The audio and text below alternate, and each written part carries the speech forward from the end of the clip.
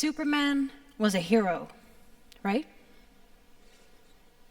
He did the most good he could, didn't he? I mean, he spent basically all his time helping others and working hard at it too. But what if I told you there was a way that Superman could have done thousands of times more good? For example, by plowing fields or providing vaccines to people without access to them. If he'd spent some time thinking about how best do good, how to best use his powers, he could have helped a lot more. Now, even if you and I don't have the powers of Superman, we can take this lesson to heart. That by carefully thinking about how to best spend our resources, we can drastically increase our positive impact on the world. This simple yet powerful idea is called effective altruism. Effective altruism is a scientific approach to doing good, using evidence and reasoning to identify how we can improve the world as much as possible. This has enabled me to do more good than I thought I could, and I'd like to share with you today how you could do the same. There are 2 key steps. Step 1, selecting what problem to work on. In fact, one of the most important determinants of how great an impact you'll have is what problem you decide to devote your time and money to. And step 2, not just selecting a solution to that problem, but the best solution. For example, throwing water from one window to another, not really the best solution right here. Let's begin with the first step, selecting the right problem to work on. If Superman spent one day fighting local criminals, or one day watering dried out fields to help farmers in extreme poverty, which day do you think he'd help the most? I remember the first time I thought about this, going quiet as I realized I'd done the exact same thing as Superman. Not fighting criminals in the street, but selecting problems based on how close they were to me, instead of thinking of where I could have the greatest impact. And so I wondered, where was it that I could have the greatest impact? Luckily, researchers have developed a framework which helps us identify the world's most pressing problems, where we can help the most. Here's how it works. It assesses 3 aspects of a problem area and its solutions. One aspect we care about is scale. This is about asking, if the problem was solved, how many would benefit, and by how much? The greater a problem is in scale, the more important it is to work on. Next factor to look at is neglectedness. How many people are working on this already? And how much money is being spent on the problem? By working on a more neglected issue, your extra efforts will have a greater marginal impact, allowing you to achieve more good. Finally, we want to look at solvability. Here we're asking the question, are there promising or existing solutions? And are they effective? By looking at these 3 factors, scale, neglectedness, and solvability, researchers have identified a list of the most pressing issues. Let's have a closer look at 2 of these before moving on to step 2, selecting the right solutions to the problems. One of the most pressing problems is global health and extreme poverty. Every 10th person on the planet lives in extreme poverty. If this was evenly spread out across the globe, that would most likely mean more than one person in your extended family. If we include all the people suffering from easily treated and mitigated diseases, the scale of the problem is even greater. Extreme poverty is an ongoing disaster, and it's still in huge need of funding. If we're looking at solvability, there are plenty of solutions available to reduce the burden of the problem. We can get rid of this. Within global health, one of the ways you can make the greatest difference is working to mitigate malaria. Malaria is one of the world's deadliest diseases. It causes the death of hundreds of thousands of people every year. It kills more than one child every minute. But malaria is also one of the easiest and cheapest diseases to prevent. In fact, one of the most effective ways to save a life is to donate to charities like the Against Malaria Foundation that distribute insecticide-treated bed nets to keep children and adults from contracting malaria in the first place. So what can we do about global health and extreme poverty? A lot. Through my donations to charities like this, as overwhelming as it can feel sometimes, the data shows that I've saved lives, and so can you. Let's look at another pressing problem area. But first, I want you to imagine you woke up in the year 2100.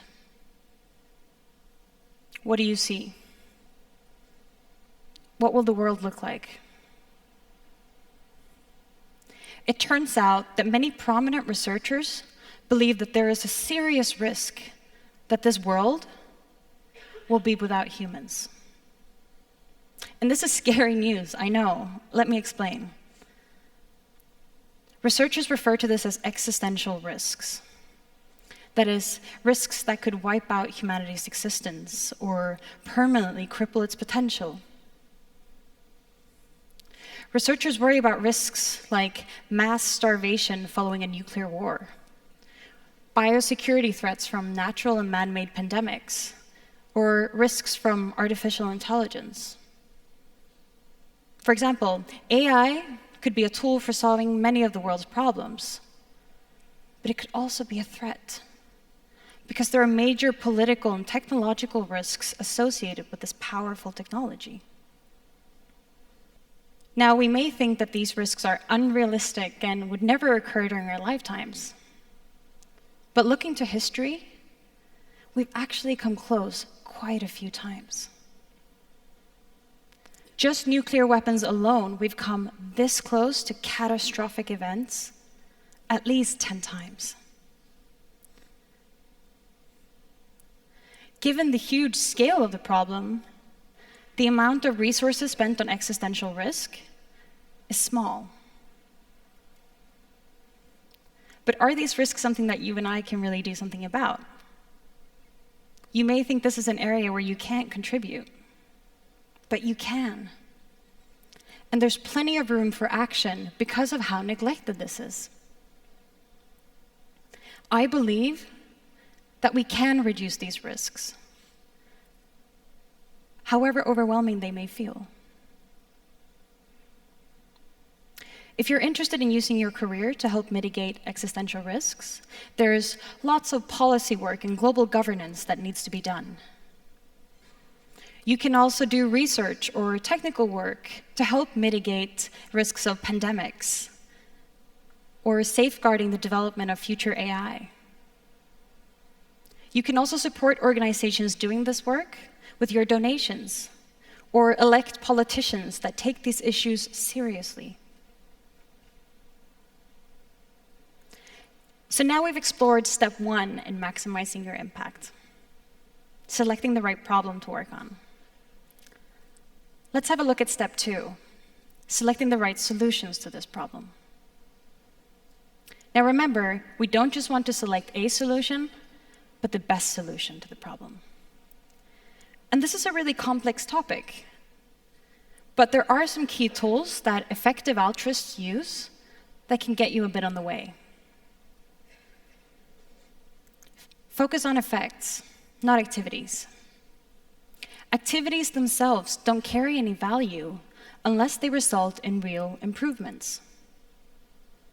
For example, the activity of pouring water through the window, which sounds good, just isn't enough to put this fire out. It is also crucial to rely on data to help us understand what works and what doesn't, which solutions work and which don't. Data helps us identify the roots of problems, as well as evaluate how well solutions work. We apply science and data to all aspects of society. Why not apply it to the way that we do good? Finally, cost effectiveness is critical. Even if we only look at those solutions that do work, there is a huge difference in effectiveness. That is, how much good they achieve per dollar or hour spent. Research shows that for a given amount of money, some solutions have over 100 times more impact than others. That is, over 100 times more people helped, over 100 times as much.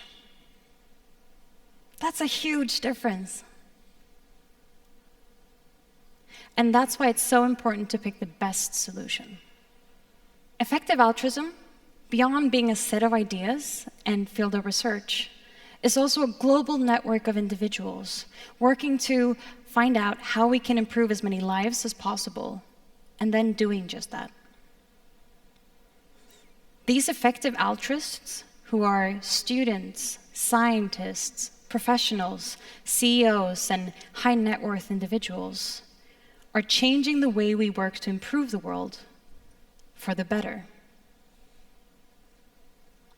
Effective altruism is about wanting to do as much good possible with your resources, and thereby carefully reasoning and using data to find the best ways to spend your time and money. Based on the scale, neglectedness, and solvability framework, I've shifted from pursuing a career in climate science, which is large in scale but not very neglected, to pursuing a career working to improve institutional decision-making and helping individuals and organizations have a greater impact, which is both large in scale and quite neglected. I've thereby increased my contribution to a better world and found a meaningful and stimulating career. You're likely to work more than 80,000 hours in your lives. The way you spend those hours, the way you spend your talent, matters. Fortunately, there's an organization called 80,000 Hours, which helps individuals in this important choice of finding an impactful and fulfilling career. 80,000 Hours conduct rigorous research, identifying the world's most pressing problems and which careers make the greatest difference in solving them. Their advice has helped me and thousands of others and can help you too. Another powerful way of making a difference is through your donations. The organization GiveWell evaluates hundreds of charities working in global health and development. They present an annual list of recommended effective charities. Through donations to these, you can make great positive change. Just like Superman, you can save lives and contribute to the bettering of our world. Unlike what Superman did, you can greatly increase your positive impact by using the ideas of effective altruism. I can't help but wonder what the world would look like if we put these ideas to use in our careers and donations. Let's create a new paradigm of improving the world. It might just change your life, and quite a few others too. Thank you.